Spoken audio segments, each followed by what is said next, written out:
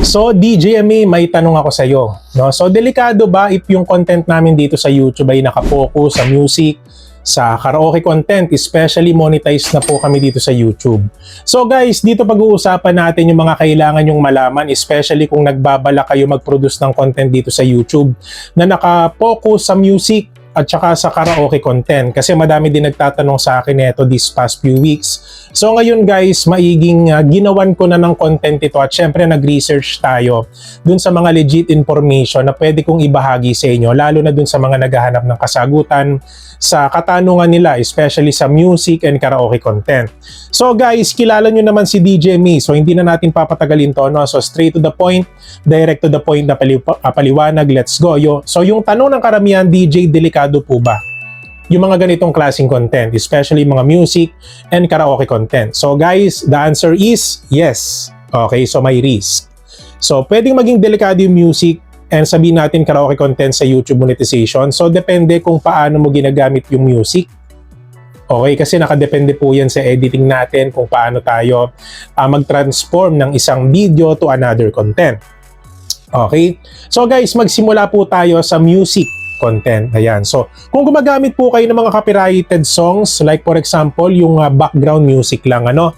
So, may risk pa rin. Okay? At ito yung posibleng pwede mangyari sa inyo at dun sa mga YouTube channels na ginagamitan nyo ng mga ganitong klaseng content. Okay? So, number one guys, meron tayong tinatawag na Content ID claim. Ayan. Sa mga di nakakaalam guys, pinakamadalas, pwedeng mapunta sa original owner ang ad revenue. Ayan.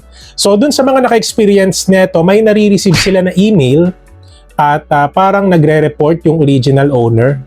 No? Nagbibigay siya ng warning na kung pwedeng magbigay ka ng credits or tanggalin mo yung music. At kung hindi man siya nag-i-email, ang ginagawa ng original na owner ng music ay madalas nakikihati siya doon sa revenue ng iyong video, especially kung monetize ka na.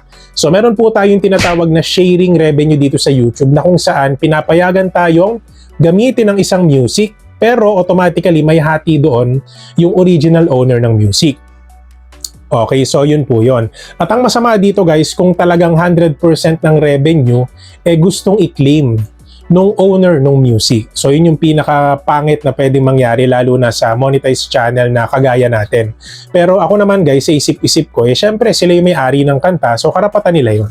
So that's why tayo dapat pinag-aaralan natin yung mga music, yung mga background music na ginagamit natin sa ating mga videos. Kasi sobrang hirap nga naman na baka dumami yung views ng ating video, lumaki yung revenue, tapos may kahati ka pa. So sayang naman. Pero sa kabilang banda, karapatan po ng owner yon na makihati. Or sabihin natin 100% kunin nila yung revenue na mapoproduce ng video mo na yon. So sayang naman. So ingat-ingat po tayo, no? So meron tayong tinatawag na copyright strike. So Diyos ko po, ito yung pinakang ayaw ko na maranasan, no? Lalo na dun sa mga content creators na nag-start pa lang. Hopefully mag-ingat kayo dito. Okay?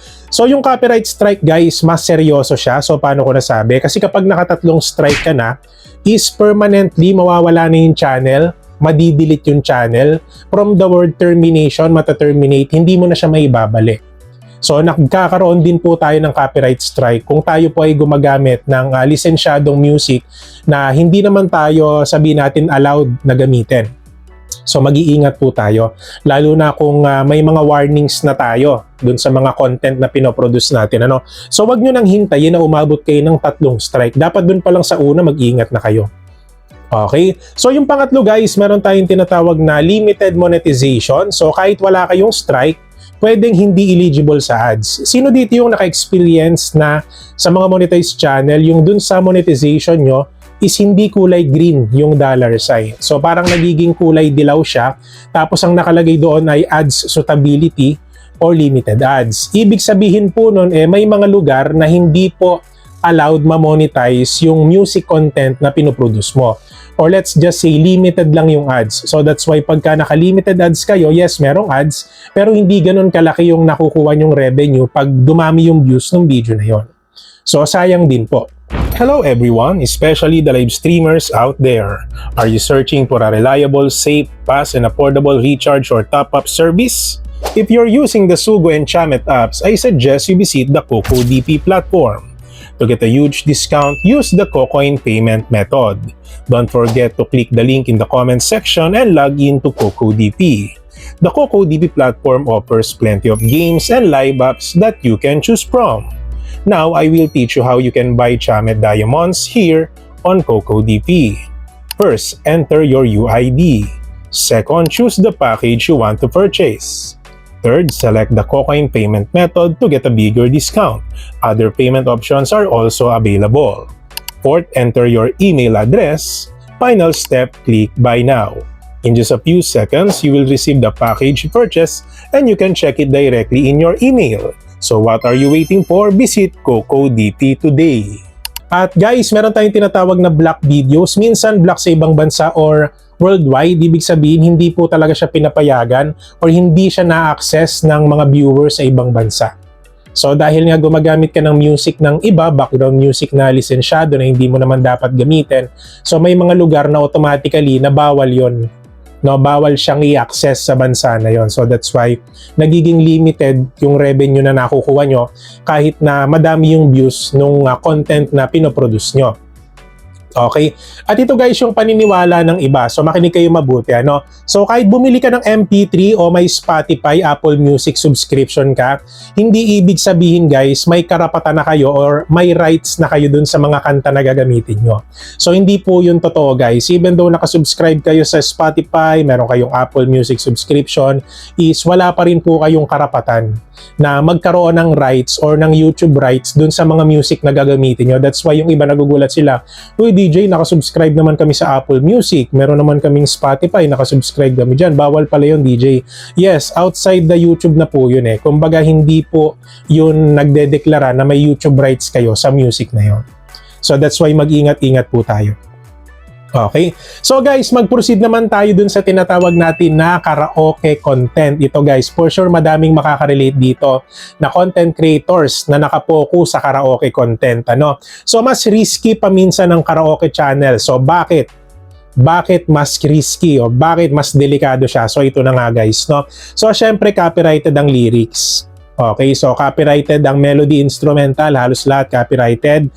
Minsan copyrighted din yung -1 track. So dun sa mga gumagawa ng karaoke contents, wala ba kayong napapansin na almost pare-parehas lang naman yung lyrics, iniiba lang nila yung design ng text, nung font, at saka syempre nung background. But at the end of the day, parehas lang yung background music. Parehas lang din yung lyrics. No?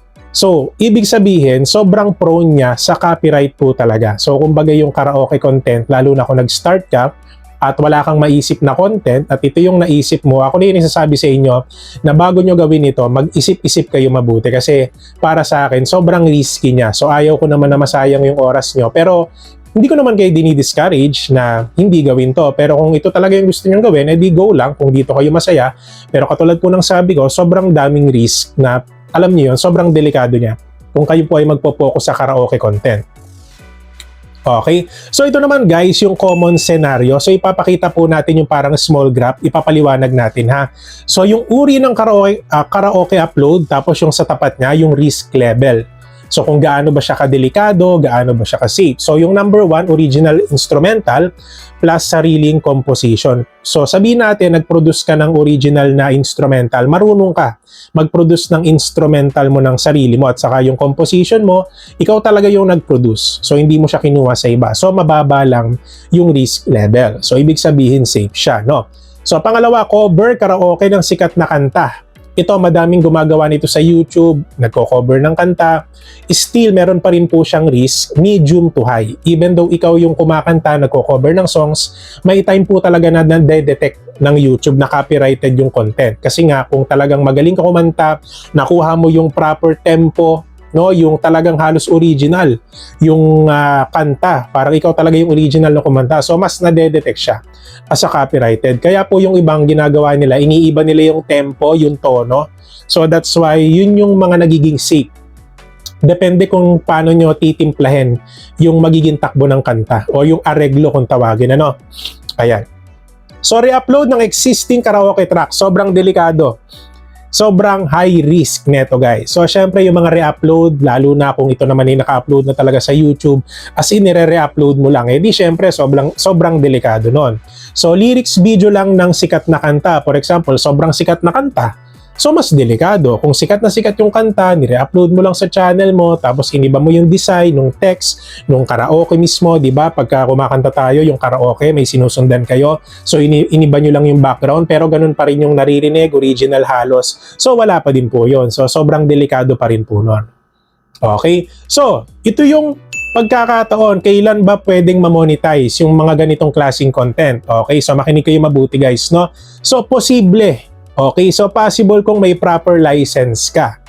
Okay, kumbaga lisensyado ka, may permit ka na gamitin yung kanta ng isang sikat na artist or alam niyo yun, songwriter. Ayan.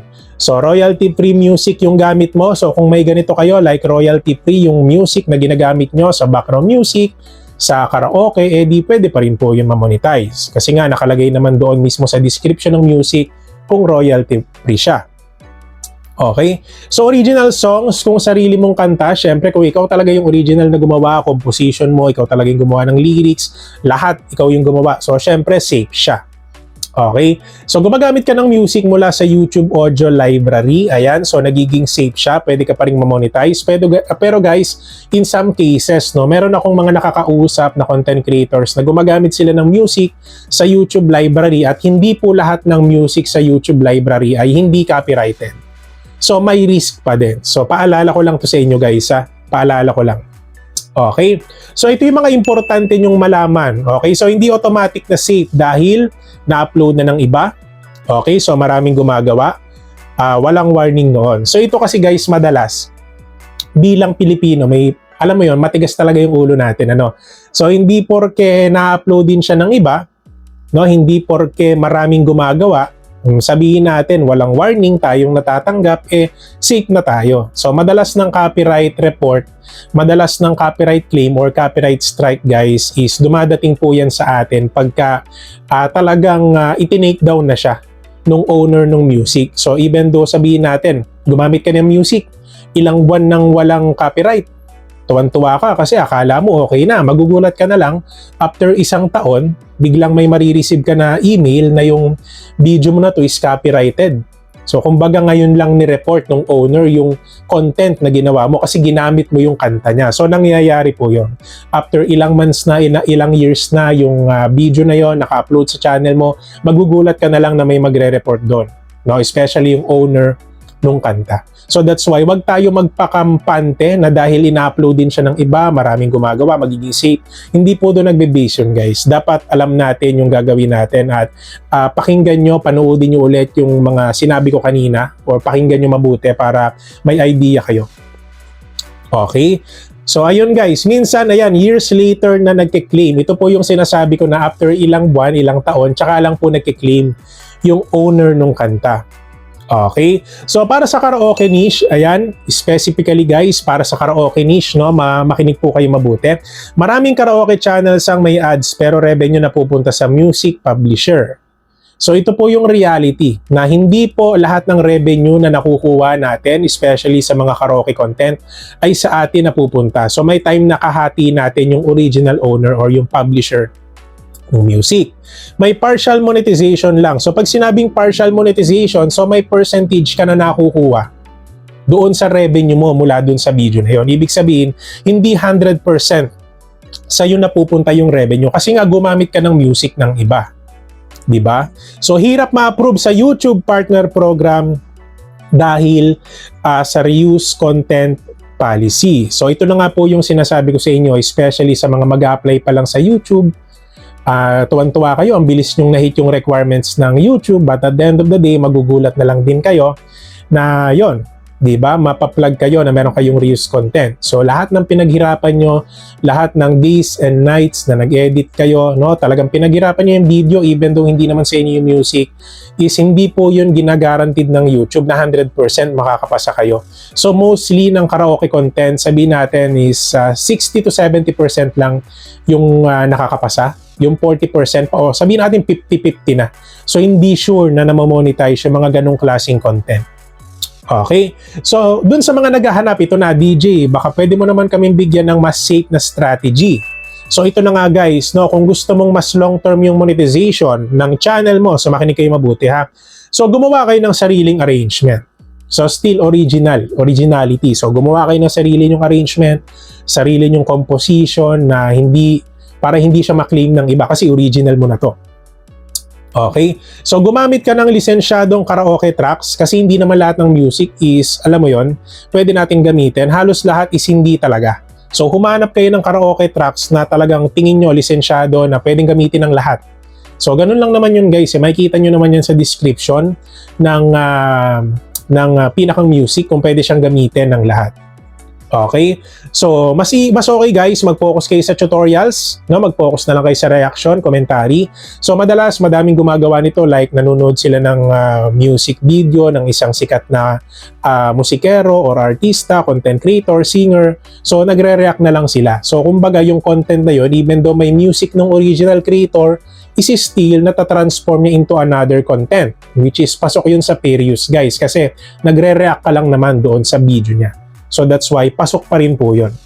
Okay, so tutorials, no? Kung mahilig ka sa music, magaling ka magturo, no? Magaling ka mag-training, magaling ka magturo ng iba't ibang vocalization. Basta guys, lahat ng pwede nyong ituro about music, mas okay po yan. Okay, so vocal coaching, kung talagang ikaw ay nag-aral, no, yung sabihin natin sa vocal coaching, talaga nagtuturo ka yung ways paano may enhance yung boses mo sa pagkanta, no? So, yung iba't ibang paraan, paano kantahin yung kanta na ito. So, madami pang iba guys, for sure, magkakaroon ka din ng madaming viewers dito sa YouTube. So, kumbaga guys, hindi ka na nakapokus totally sa karaoke at music content. So, talagang nagtuturo ka na lang na may chance din naman na magkaroon ka ng madaming viewers or subscribers dito sa YouTube. Okay? So, original music, kung talagang gustong-gusto nyo po na mag-upload ng sarili nyong music dito sa YouTube, mag-upload kayo ng original music nyo. So, yun lang naman yun diba? So, original, tayo yung gumawa, tayo yung nag-arrange, tayo po talaga yung nag-compose. So, for sure guys, hindi kayo magkakaroon ng copyright kung original nyo yung kanta na i-upload nyo dito sa YouTube. Or sabihin natin guys, last but not the least, live performance na transform talaga. So, talagang nandun sa video na kumakanta ka.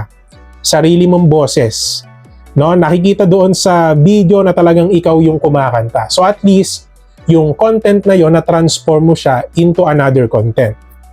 Di ba? Pero katulad ng sinabi ko guys, may mga risk pa rin po sa mga song covers. So nagkakaroon pa rin po tayo ng copyright claim, or kung monetize ka na is nagkakaroon po tayo ng tinatawag na limited revenue or sharing revenue dun sa original owner ng kanta.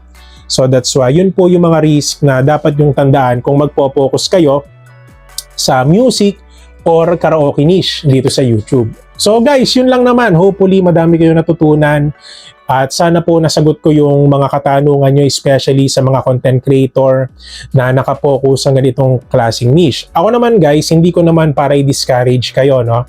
Pero sobrang risky kasi pag tayo po ay gumagawa ng contents, lalo na pag nakapokus sa music or karaoke. So habang maaga pa, kung meron kayo talagang gustong gawin dito sa YouTube na sa tingin nyo mas magiging safe kayo, is pwede pa naman magbago yung isip nyo. Pero ako naman guys, paalala ko lang, hindi ko kayo dinidiscourage kasi nakita nyo naman, narinig nyo naman yung mga diniscuss natin kanina na sobrang sensitive kung magpo-focus po kayo sa music or karaoke niche dito sa YouTube. Yung sa akin lang guys, paalala ko lang, no, as a content creator na concerned din sa mga viewers ko para mas maging safe po at mas magtuloy-tuloy po yung growth nyo dito sa YouTube.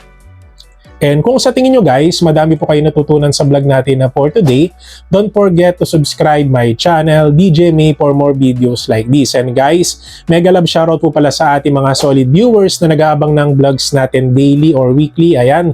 So mega love shoutout po pala sa inyong lahat. And guys, hindi rin natin kakalimutan syempre yung ating mga DJ May exclusive members na nagpa-member last month and this month. At bilang perks guys, ipineplex natin sila every end of our video at meron po silang tinatawag na monthly community post na kung saan every month isipineplex po natin sila sa ating community para mas makilala po sila ng ating mga subscribers and bagong viewers. And kung sa tingin nyo guys, medyo nabitin kayo sa vlog natin for today, meron akong iiwan na isang video dito at isang DJME YouTube Tips playlist na makakatulong especially sa mga baguhan na content creators dito sa YouTube. So yun lang naman guys, maraming salamat po sa panonood and God bless po sa ating lahat.